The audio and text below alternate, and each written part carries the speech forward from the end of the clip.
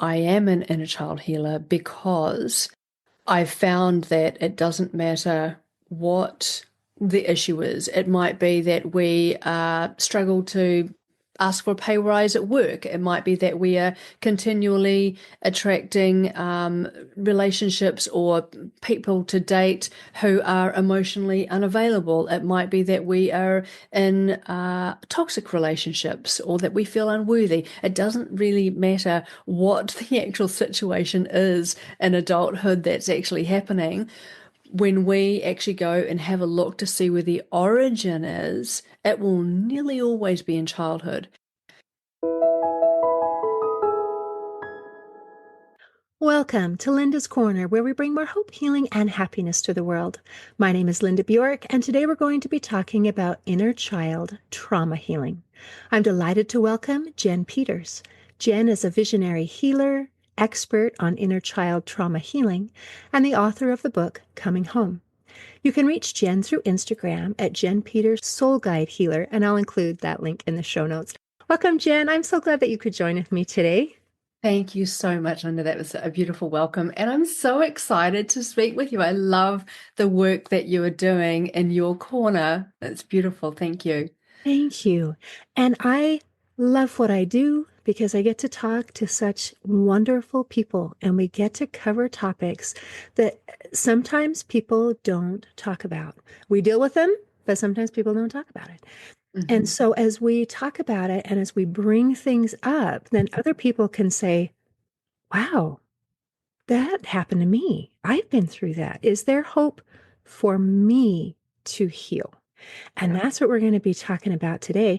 And when I was checking out your Instagram, one of your posts said there was a time when I was broken and in a Mhm. million pieces.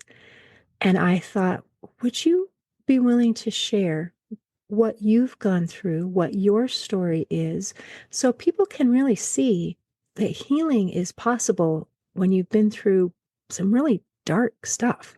Of course, thank you. And gosh, you have been through my through my profile. And yes, I remember that time very vividly. And I will touch on that in a moment. So what I will do, if it's okay, is I'll give you a little bit of an overview of what led to that, because we don't get to that point of being broken into a million pieces out of nowhere. There is a number of events and choices and happenings that occur for us to get to that point in the first place. So I was adopted as a baby. My mother was only 15. My biological mother was only 15 when she had me. So the reason I start with that is because right from day one, I already had deep abandonment trauma. From that comes unworthiness, feeling unwanted, unloved, not enough, and very, very unsafe. And so that was my start and into this lifetime. I was raised by a family who, mum and dad, and I had two brothers. We were all adopted. The three of us were adopted from different parents. My father was very angry, so I was constantly walking on eggshells right from the beginning, never feeling safe. And he had truly like a really explosive temper. Um, and I didn't realize, of course, I just thought that everybody lived like this. I thought it was normal, that other people had parents like that too. So that was quite impactful for me. By the time I was in my teens, I remember so vividly just wanting to be wanted, wanting to be loved, wanting to be accepted. And I know that many teenagers do feel like this, actually, and adults do too. But certainly by the time I'd gotten to my sort of mid-teens, I had completely lost any sense of who I was and was really just wanting to belong somewhere. So by the time I was 16, I was seeing somebody, and this particular person, basically he and his flatmates were drugging me on a week by each week and gang raping me. Now, I won't go into all the details here. I do go into it actually in more detail in my book, but This went on for about 3 or 4 months until I finally realized something was very, very wrong. And of course, once I started to piece together what was happening, that's when the flashbacks started to happen. And it was right at a time where Rohypnol had just come. I remember hearing about this date rape type drug on the news, and that's when I realized what was going on. So I ended up having more toxic relationships after that. I was severely codependent. And for anybody who has been in a narcissistic type relationship, they will understand that codependency and narcissism tend to go hand in hand. So as a codependent person, I was drawing in a lot of narcissistic type characters. In my mid 20s, I married somebody who's narcissistic. I really don't like to point him out like this, but he is the father of my son, and we were together for 14 years. And it was a very tumultuous time. There was a lot of infidelity. I was a very wounded young woman. And in fact, it got to the point where in the last couple of years, the only times that I felt good was when I was high. So I was using a lot of drugs through that time as well. I now see very clearly I was self-medicating through drugs. But in the end, our relationship, our marriage did crumble. And for me, I mean, I felt like I was shattered into a million pieces. But what I didn't realize at that time, it was so pivotal. At that time, what was actually really happening was that everything that I'd known, everything that I could not take forward, everything that was not serving me, literally crumbled away. And what was happening was that there was a new version of me that was ready to be birthed, but it could not be while I was carrying this trauma basically. So it started to crumble. And so I ended up seeing a healer, an energy healer. Didn't even know what that was before I went to see her.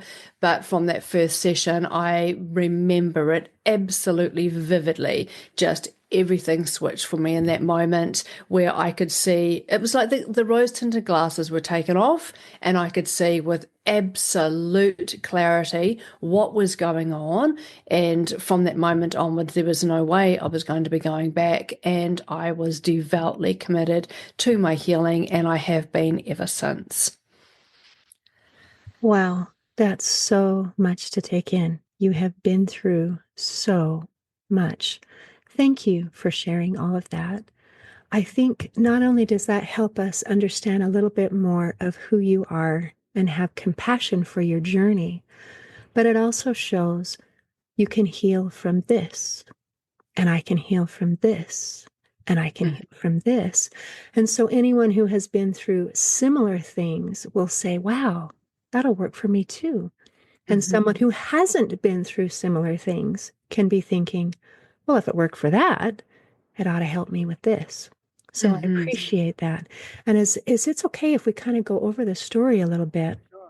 Some of the thing about being adopted Mm-hmm. is it we are born with an innate sense of justice.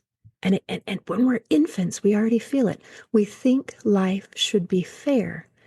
And when Mm, things don't work out the way that we should, our mind makes a story. Well, it would be fair if I deserved this. It would be mm, fair if, and we make up these stories, and it's so crazy that infants can do it. And you may be familiar with the work of Dr. Gabor Mate, who is mhm, one of the foremost experts in childhood trauma. And his story is also being as a child, he was an infant when his parents were, I mean, we're talking World War II, yeah. parents were Jews, they were going to be put into concentration camp. They made an effort to save their child's life by Mhm, giving him to another couple so that he could mhm, escape. yeah. Their story, their understanding is we are about to maybe die, and we Mm, want to protect our child that we love and is so precious to us. But the Hmm. message that this little baby internalized is my parents didn't want me. Yeah. And so that just led to a lifetime of feeling I'm not wanted, I'm not Hmm. loved, depression. And Hmm. he worked as a doctor because being needed is a good substitute for Yeah. being wanted. So that it's kind of scary that our mental picture and the stories that we can create, even as infants, can be misunderstanding what's really going on. And it can kind of set a precedence for our entire life. And it will continue to do that until we heal. Hmm. So, yeah, please. I'm so glad that you raised that example. I've actually heard Dr. Gabor Mate speak on that as well, and there's actually a really big overlap with his work and understanding and approach and my own. I approach things slightly differently. I've got more of a spiritual, multidimensional approach. However, the essence of what we do is very similar, and again, we approach trauma in the same way. Um, and so I love that you've raised that. And I actually do a lot of work in a similar space. I have a one-on-one, actually a couple of one-on-one programs, and I always include in that a inner womb healing. So like inner child healing, but inner womb healing, because to your point, there is always, well, I've done over 100, sorry, over 450 of these particular healings, and there's only been 4 times in 450 that there has not been substantial and very impactful trauma that was formed in the actual womb. So not even the giving away of, like after, the child was born, but also in the womb itself.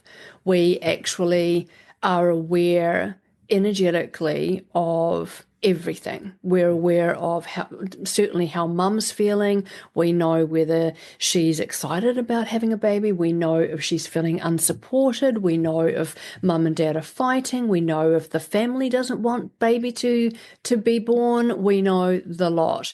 And that is internalized. And to your point, we then make that about us because of the developmental stage that we're in. So what, for example, if mum is disconnected because she has 3 other young children she's running after, baby's going to feel the disconnection, but they're going to internalize it being about them. I love that you put in that clarification of the story means that we're making it about us every Hmm. time. I mean, Hmm. we are the star of our own story, and we're the one that we kind of figure everything. We kind of figure everything is about us, and Yeah, and um, and it can create some misunderstandings that can really hurt us. that's So right. having an adoption where you have a new family who is better able to take care of you than a young 15-year-old mom, this is an act of love. Yeah. And until we're able to see that and internalize that message, it makes things challenging. And I love Mm. that you brought up inner womb healing, that we pick up the things from our mom, how she Yeah. feels about things, and we start that way. Isn't it crazy? I mean, we're just people. We're doing the best we can. And darn it, it has an effect whether we want to or not. So Oh, we just do the best we can. So if anybody is expecting and they're thinking, oh my gosh, every negative thought, every worry is now going to my child, give yourself, just be compassionate, do the best you can. And we always want to add the hope. We can always heal. We can heal yeah, from our wounds as adults, adolescents, children, infants, and in the womb. So that's I right. just want to make sure we put that out there. Always, always hope, always hope. And also, just to your point as well, like if you are pregnant, I wish I'd known this before I, was a mummy. But if you are expecting, like the key is connection, just creating space each day to actually connect with baby. Not so much just saying the words, but if you can imagine that you can connect with baby and you can imagine how they're feeling, you can imagine what they want you to know. As soon as you're starting to actually have those thoughts and you can imagine, how they're feeling, you're actually connecting with them. So if you can just spend a few minutes, and it might just be at nighttime when you go to sleep, when you lie in bed, just imagining connecting with them, imagine surrounding them in soft pink that holds the frequency of unconditional love, imagine holding them, that is going to generate that connection. And baby is going to be able to receive that. They're going to feel a lot more connected, which is going to help them feel more safe and secure. So, Wow, I'm so glad you brought that up because here we brought the idea up of if I'm feeling not happy or something is wrong, it's going to go to the child. And you are bringing up the point that, hey, now that we know this, we can intentionally create some positive experiences for this little mhm, unborn child. mhm. Oh, thank you, thank you, thank you. That I appreciate that. We didn't want to send out half a picture. That matters. Exactly. Okay, so now we made it through your birth, and here you have all this other stuff that happened afterwards. So let's talk a little bit about your family and having an angry father. I love that you brought up that this is normal because this is the only thing that I've ever experienced. Mm, And every child in every household situation, whatever it may look like, that's our baseline. This is mhm, normal. This is the way it's supposed to be because it's the way that mhm, it is. And things are the way they're supposed to be, at least in our little brain, mhm. until we get moving forward. So that's, I think, important to recognize as well. And then Yeah, that desire you had. So, can somebody want me? Can somebody love me? Can I feel yeah. safe? And in searching for that love and acceptance, you unknowingly placed yourself in very grave danger. Mhm. And I'm Yeah. so sorry. But I Thank you. know that you were never searching for, gosh, can I find someone who will hurt me? I Mm, imagine it was, can someone love me? Can someone accept yeah. me? Can someone want me? Mhm. That deep need. Um, we have to be careful when we're searching to fill that hole from an outside source, don't you think? Oh, absolutely. And I think in my case, I do remember it very clearly. It was if I could be in a relationship, then somebody has chosen me. So I feel valuable. But there was also the extreme self-abandonment and you would say people pleasing, but to the extreme. You would do, you would you wouldn't want to, not that I knew what was actually happening. I knew there was something strange happening because I could never remember anything when I was there, and I would wake up from falling asleep apparently on the kitchen floor, which was kind of strange to me because obviously I didn't just fall asleep anywhere else like that. So there was sort of strange things that were happening at that particular time, which again, I wasn't able to piece it all together until a little bit later. But it was the not trusting myself, not recognizing there's something's not right with this picture and having enough faith in myself to trust that and just go, I don't know what's going on here, but it's not good. And that is enough for me to know that it's time to step out. Um, we're often taught as young children, you see it all the time, and before I knew more about this, I would do it too. We want our children to please other people and to be kind to them and to not say anything that might upset other people. We raise our children to be like this, and in doing so, there's nothing wrong with that, but we do need to also raise our children to trust themselves. If something does not feel right, it's probably not right. And we might not have the full context of why, but we need to raise our children to be able to trust themselves and then be able to voice accordingly. That's a very important thing to be able to trust ourselves and to recognize that feeling something isn't right. And Mm, you didn't have all the story, you didn't have all the whys, but there was still enough of conscious awareness of just saying, mhm, something here isn't right. mhm, And I mhm, think you're so right that we need to trust ourselves. The term you used of self-abandonment just really struck me. mhm, I don't think I've ever heard it put in quite that term before. where, I mean, here I feel deep down inside that I've been abandoned by my parents. I guess that's what I deserve. So I'm going to abandon myself Yeah. because I'm not worth standing up for. It can be that way. And it's also, I see it a lot in my community and with my clients. It's one of the biggest things. One of the biggest things I see is self-abandonment. So that's what also happens is we try to have our needs met through somebody else by abandoning ourselves. I'll keep quiet. I won't rock the boat. I'll keep the peace, and which is the self-abandonment, so that we're all good, so that I can stay, we can, I can still be here. Does that make sense? So we'll often try to have our needs met by actually abandoning our own needs, but we'll be wanting other people to meet our needs. Codependency is an example of that. That is fascinating. And when you say it out loud, it sounds like not a good idea. But I think when it's inside of our mind and we haven't spoken it out loud, it's just like, but I'm just doing what needs to be done. Mm. Our inner children are still, when we self abandon, we have a deep abandonment wound. That's what the core issue is. And our inner children are still desperately trying to have their needs met. So they're still playing out certain patterns they learnt when they were young in response to the original abandonment. I mean, when we're speaking about abandonment, you know, we will form beliefs like I'm all alone, everybody leaves me, I'm unwanted, people are going to leave me. So we will create patterns around that where if I'm really, really nice, if I make everybody happy, if I'm a really good girl or a really good boy, then maybe they won't make me go, or maybe they'll stay around.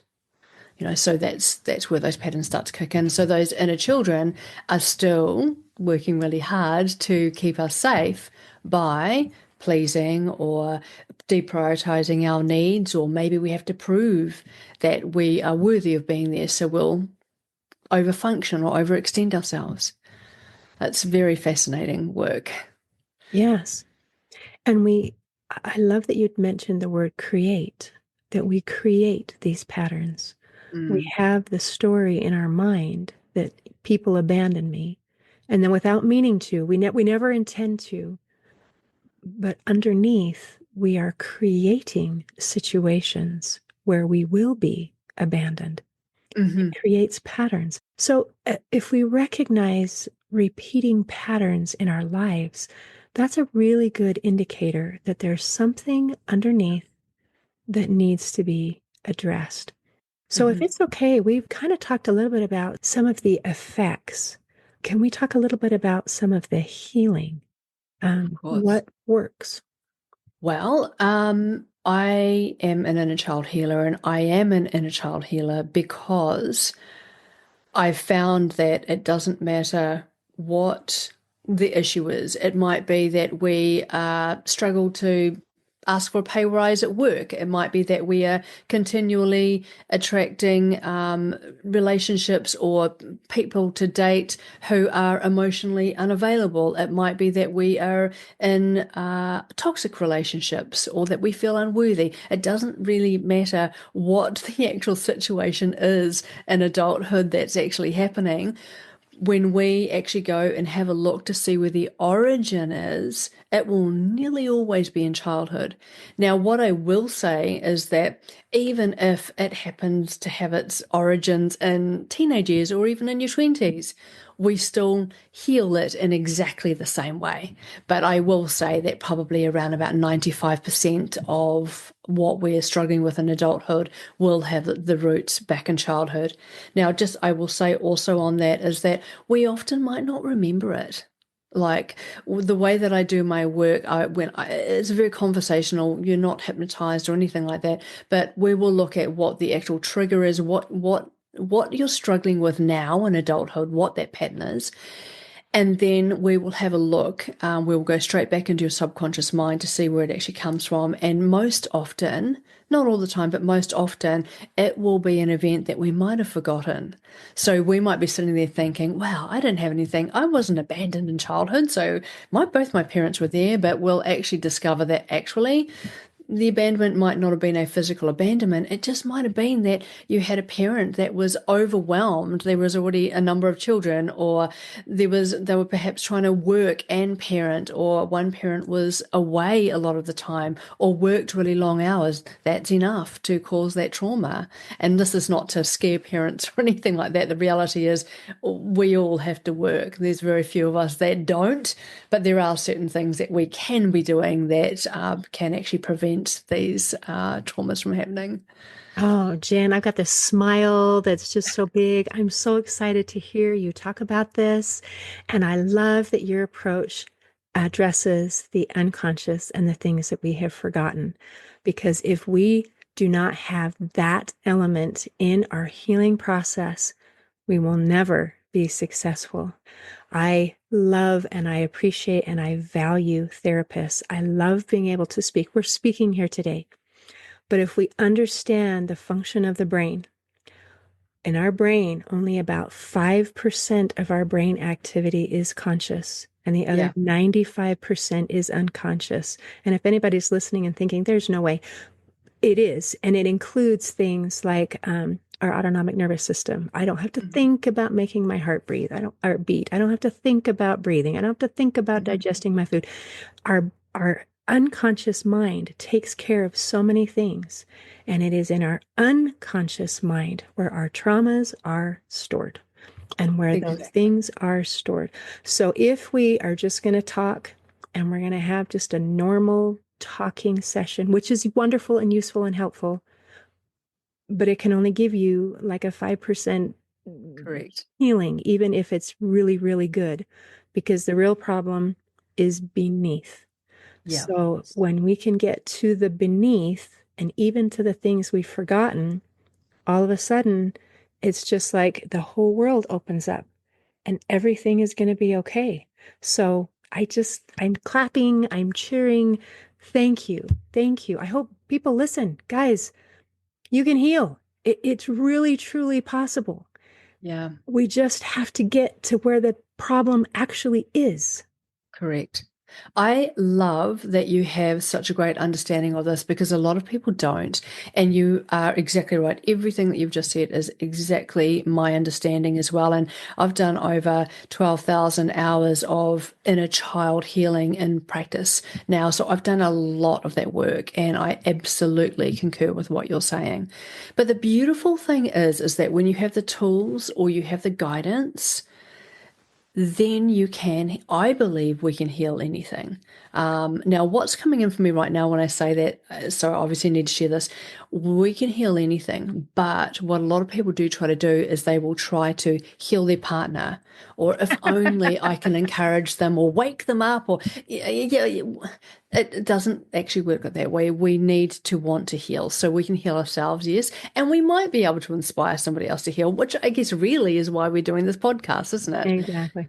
Yeah, but we need to be ready to do that work. But in my experience, there is nothing that we cannot heal. One of the keys I have found, though, a lot of the modalities that are around at this time, they definitely have their place. They are valuable, and they will align with different people depending where they are at in their journey.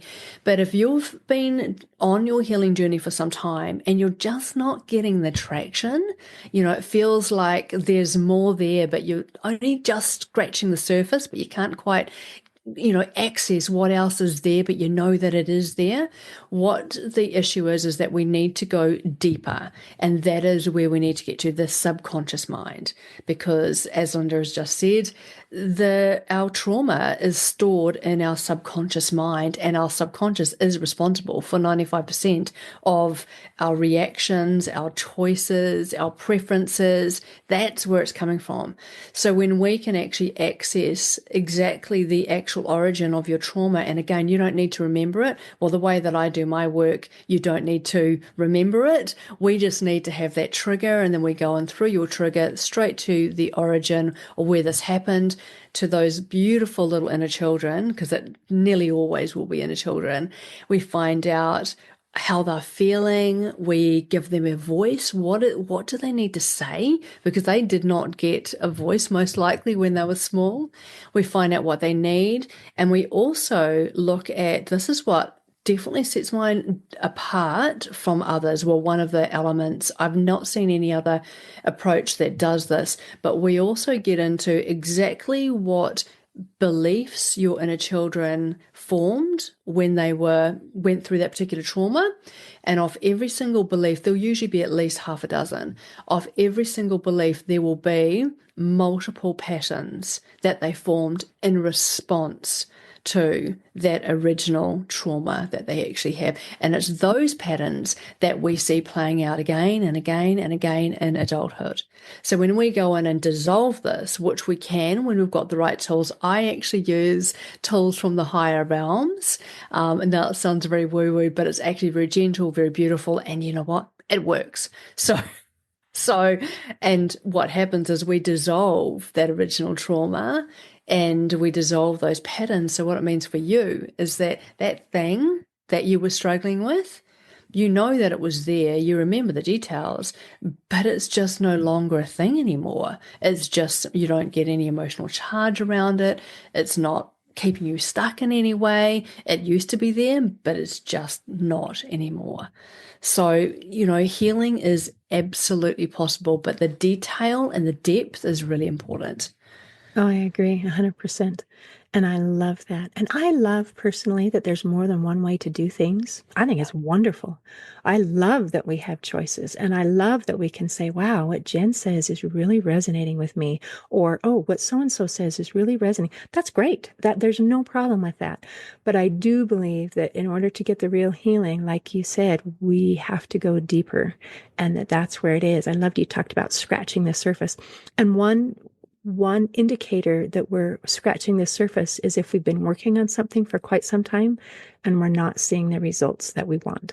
And so if that's the situation for anyone who's listening, it's like, great, everything you've done matters. It's all good.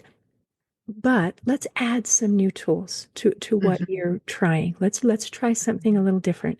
So I hope everyone will just be willing to open your eyes, open your mind just a little bit, and let's try something. Even if at first it sounds woo-woo, let's try this. Or if we don't love that method, then let's try this one.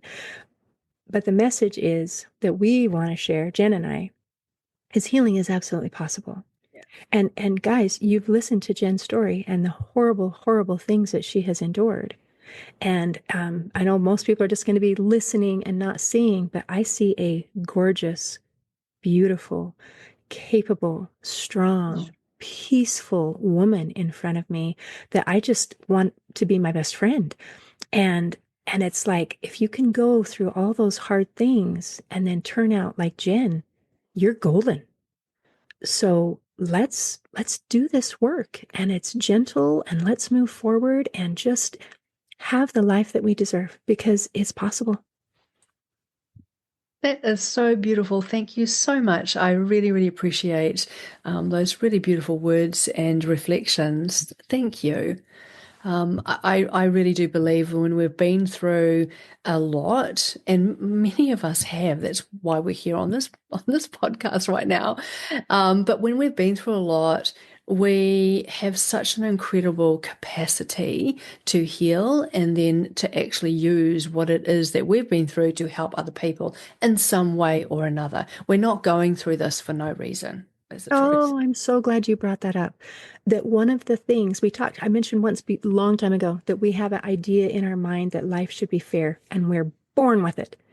And when things happen that aren't fair, we think, wow, I don't understand. This doesn't jive with me. So how can life be fair when we experience things that we did not deserve? And I believe it Mhm. has three parts. One is that our brain is hardwired with fail-safe mechanisms to help us get through hard things. Our panic center takes over and it'll get us through the thing and we can survive horrible things. The second Mm, part is within us, within each one of us, is the power to heal. And then the mhm, third thing is that post-traumatic growth is possible. So mm, life is not fair in little chunks, not even close. But with the mm. big picture, it can be, and it should be. I would say also to that, you know, it can be hard to get our mind around this sometimes, but at a soul level, we're here to evolve also. We choose our families, and that might sound absurd in some cases, but from what I have seen, there is certain programming that perhaps we have a mission here, we have a purpose. In order for us to fulfill our mission or our purpose, there are certain evolutions that we need to move through. And the one thing that I see time and time and time again, and it's such a beautiful aspect of healing, is that there are certain pieces of wisdom and upgrades that are unlocked as we move through our healing process that we would never have had access to had we not gone through what we went through and then done the healing work around that. So there is so much to be gained as you move through that healing process that we simply can't learn in an academic book or any other way. So there is something really beautiful for you as you do your healing work. Mm, what a lovely message. Is there anything else you want to make sure we cover before we close today? Um, I probably would just want to say, although I do think that we have said this throughout, but wherever you are right now, please know that there is so much more here for you and that there is not only hope, like it is a reality. There are so many possibilities here for you that healing is absolutely available. The key is find somebody who you resonate with, follow their work for as long as it resonates with you, because sometimes we outgrow certain people or certain ways, and that's okay too. But find somebody you resonate with, follow their work, and start implementing what they're suggesting, provided it aligns with you. And actually create space on a daily basis to put towards your practices, your healing, your practices, 10 or 15 minutes a day, and you will be amazed at the difference it will make. Thank you. And by saying it's just a few minutes a day, it feels doable. Because Mm, sometimes it feels overwhelming, like, whoa, I got a long way to go. But if I can give 15 minutes and have some results, that is very mhm. helpful. So, Jen, Yeah. thank you so much for visiting with me today. I have loved this. You are so welcome, and thank you for having me here. It's been such a privilege to speak with you, and thank you for doing the beautiful work that you're doing as well. I love what you're doing in the world, so thank you. Oh, thank you. That means a great deal to me. In closing, I'd like to share a quote by Louise Hay. She said, "Perhaps the only contact we have had with our inner child for a long time is to scold it and criticize it. Then we wonder why we are unhappy." Today, I invite our listeners to enjoy the happiness and peace that comes when we listen to and heal our inner child. See you next time on Linda's Corner. Thanks for tuning in to Linda's Corner podcast. If you enjoyed this episode, please subscribe and share it with your friends to help us inspire even more listeners. Be sure to visit hopeforhealingfoundation.org for free and affordable resources to help you overcome life's challenges. And explore healingbreathworkdetox.com, where you'll find transformative tools for deep inner healing and lasting change. Also, don't forget to check out my books, Crushed, A Journey Through Depression, and You Got This, an action plan to calm fear, anxiety, worry, and stress. Your journey to hope, healing, and happiness starts here.